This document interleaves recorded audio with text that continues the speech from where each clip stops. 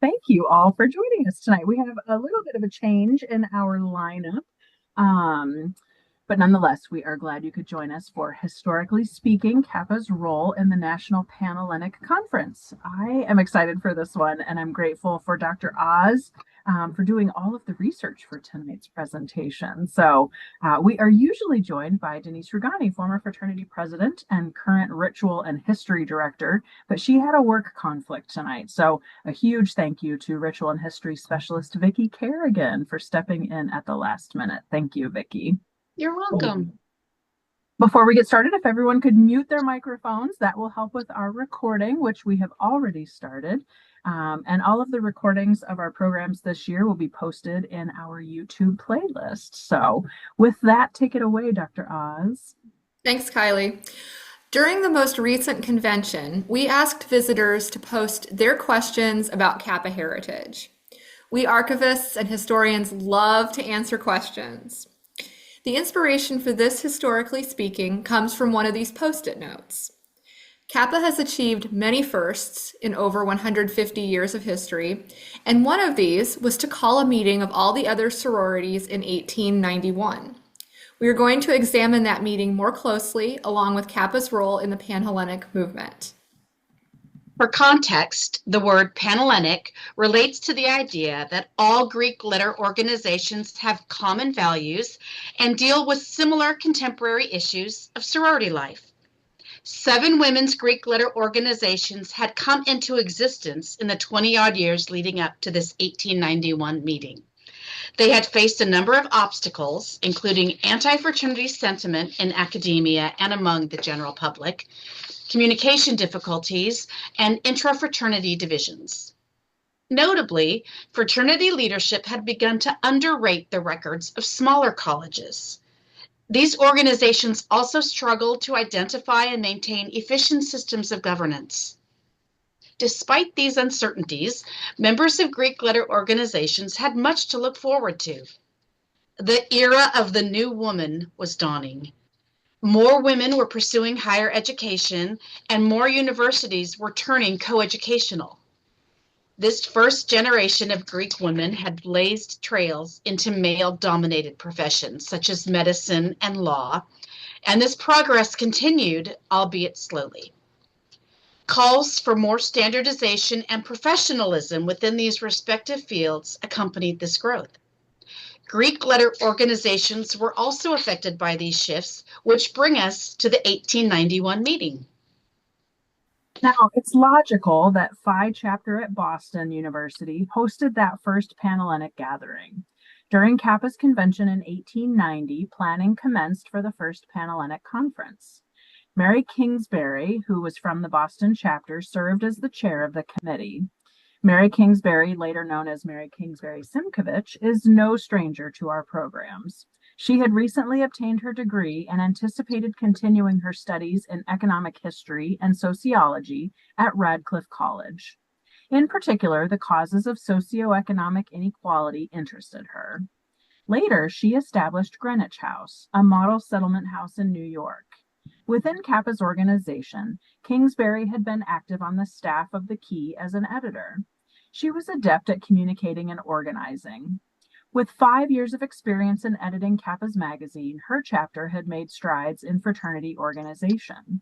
It had published the first catalog, similar to a membership directory, in 1890 under the direction of Emily Bright Burnham, also from the Boston chapter. On April 15, 1891, Phi Chapter hosted an informal tea and invited delegates, visitors, and fraternity women in Boston to 5 Park Street.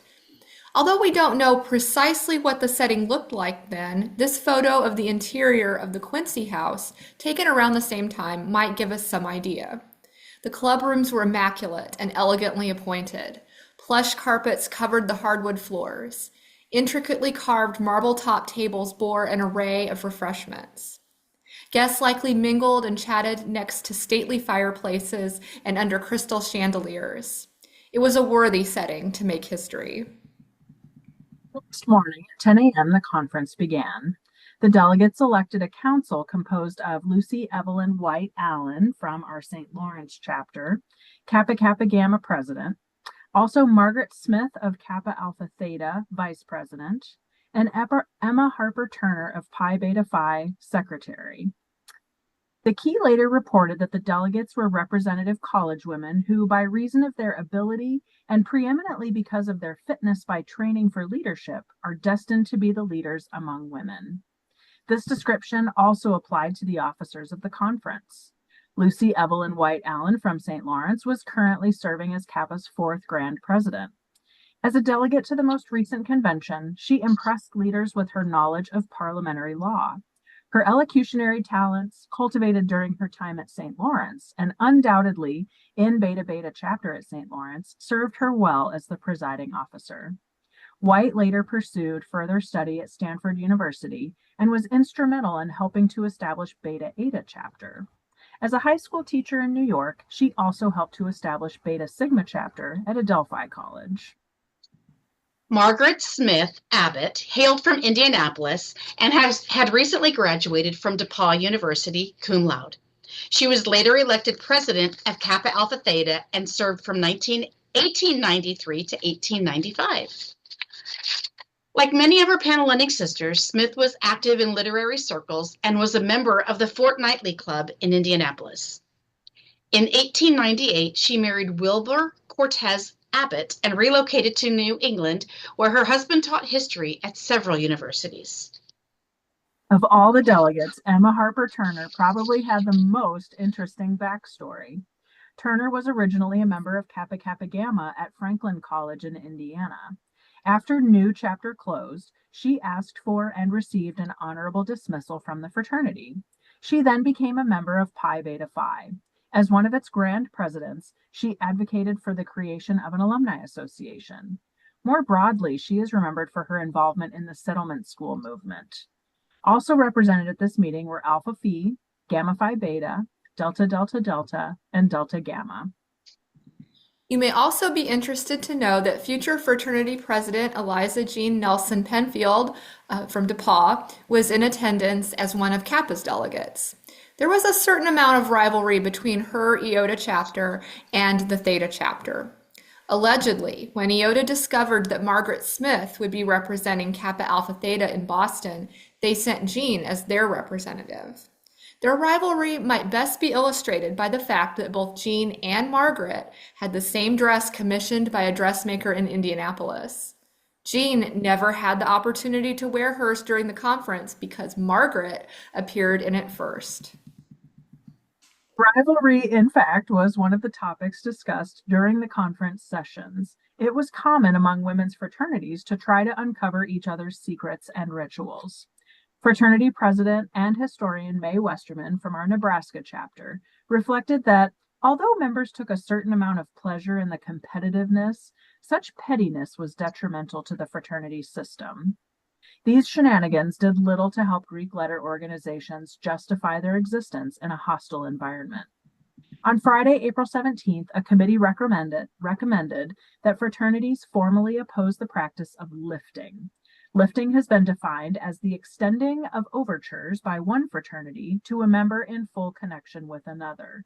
We might call it poaching today. There also appeared to be a consensus about pledging preparatory students, a loophole that Alpha Chapter in Monmouth relied upon when it was operating sub rosa or underground in the 1880s. Delegates agreed that the practice did not align with fostering the highest form of development in chapters' lives. The committee proposed abolishing double membership as well. The trend of standardization within the professions was also shaping fraternity organization. Another committee called for fraternities to order badges from authorized jewelers only. These jewelers were located in Boston, New York, Ithaca, Syracuse, Chicago, Columbus, and San Francisco. This selection reflected the locations where Kappa was experiencing growth. Along with this recommendation came the further suggestion that fraternities adopt a seal to prevent jewelers from distributing badges to non-members. The seal would function basically as an endorsement. The fraternities were also urged to consider publishing their periodicals in a uniform way so as to promote better communication among the groups.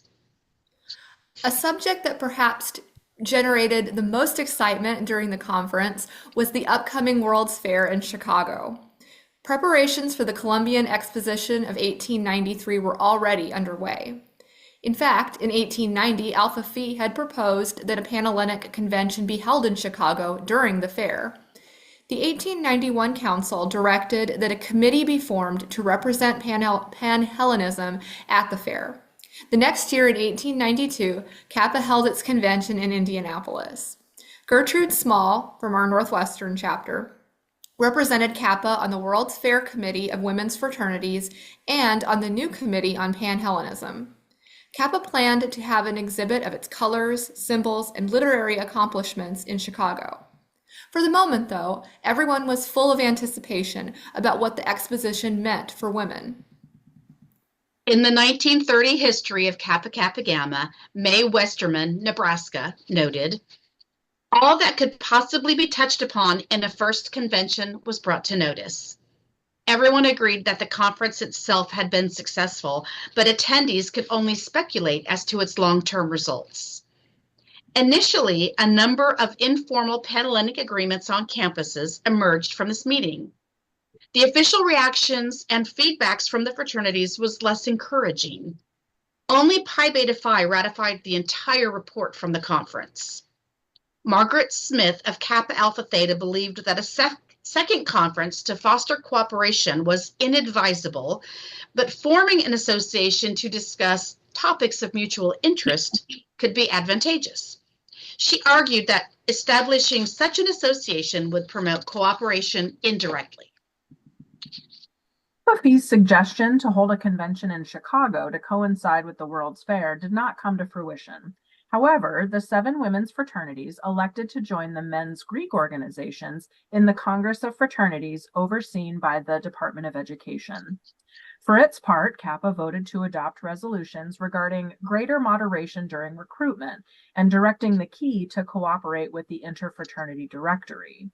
The convention rejected the recommendations for affixing a seal to badge orders and exchanging quarterlies. Although the results of that first Panhellenic conference were mixed, its advocates remained undeterred.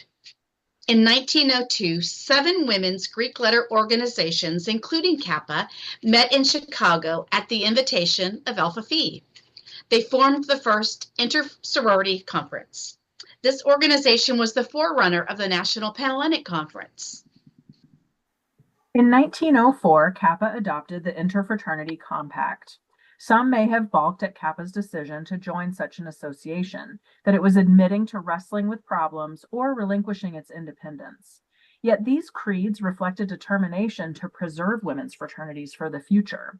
It was a goal that all aspired to reach, even though they may have disagreed about the means to achieve it. In this, Kappa and her sister fraternities mirrored reformers with their multifaceted efforts to secure a shared vision of greater opportunities for women. It was through the combined efforts of leaders such as Mary Kingsbury Simkovich from our Boston chapter, as well as countless others who worked behind the scenes, that established NPC. Before we conclude, I do want to mention a detail that never made it into the program. Both Kylie and I love to study the menus from convention. Well, I have an interesting fact about an entree that the attendees may have eaten while they were in Boston. One of the many evening receptions held during the conference was at the Hotel Brunswick, which was a favorite venue among Boston clubs. The Brunswick's chef was Valentine Zeitz, who had trained in Germany. Zeitz created a signature dish for the Brunswick, which may have been served to the conference attendees in 1891. Breast of chicken Brunswick consisted of a chicken breast split in 2 lengthwise and stuffed with mushrooms and truffles. Chopped ham and pistachio nuts were sprinkled atop the chicken, which was then basted in butter and sherry. So that concludes our look at Kappa's role in NPC.